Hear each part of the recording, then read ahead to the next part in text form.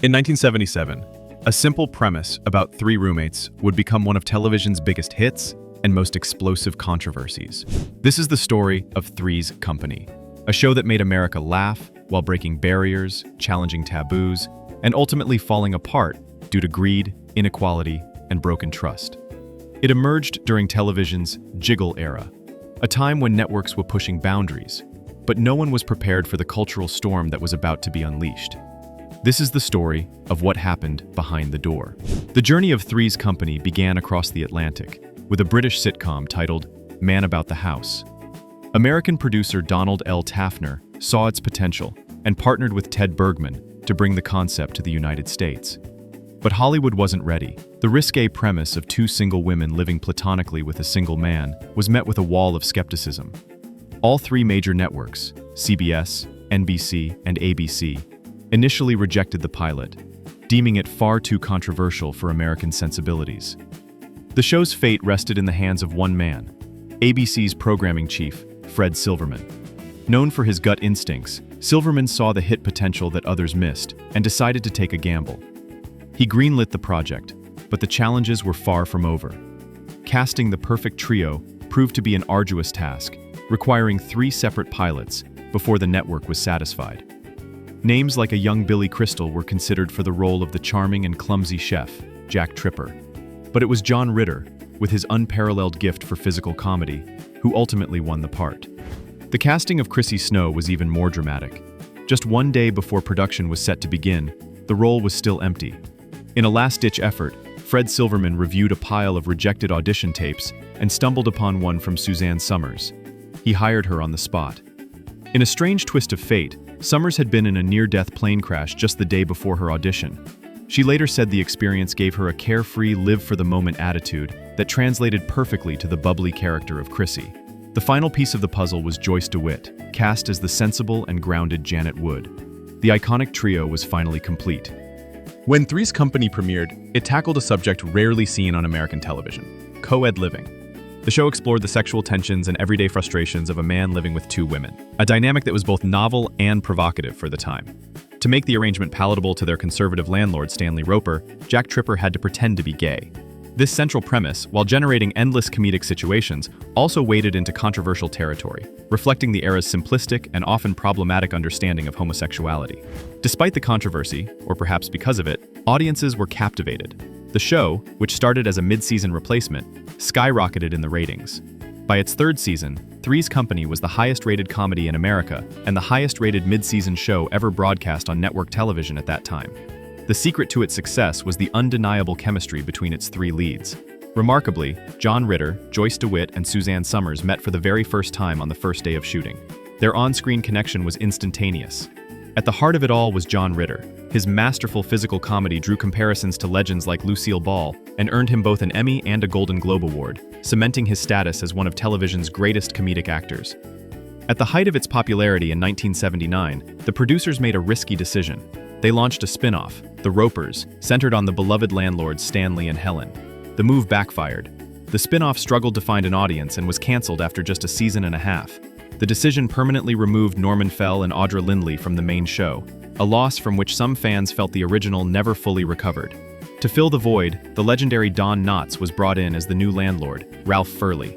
Knotts, already a television icon, brought his unique brand of nervous, bumbling energy to the role, creating a new and hilarious dynamic with the main cast.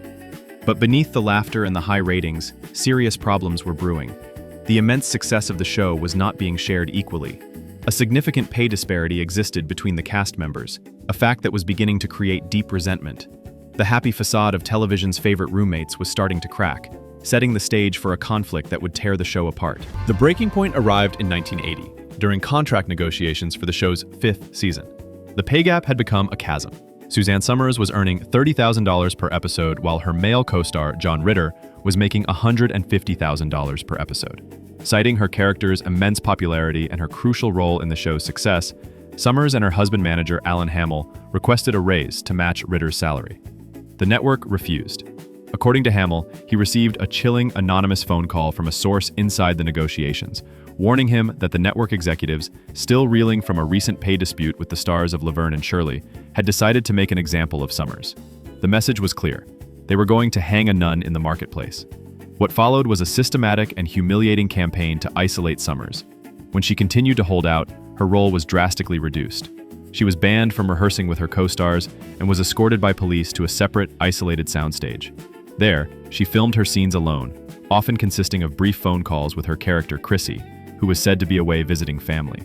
Her set consisted of just a chair, a phone, and a lamp. After fulfilling her contractual obligations in this manner, Suzanne Somers was fired. The fallout was devastating. Somers, once one of America's biggest television stars, was effectively blacklisted from the industry for years. She couldn't get an interview, let alone a role.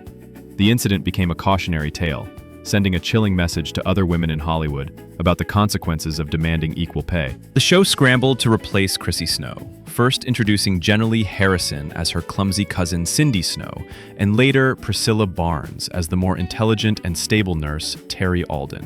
While both actresses were talented, the magical chemistry of the original trio was gone. The controversy also inflicted deep personal wounds. The once close friendship between the cast members was shattered.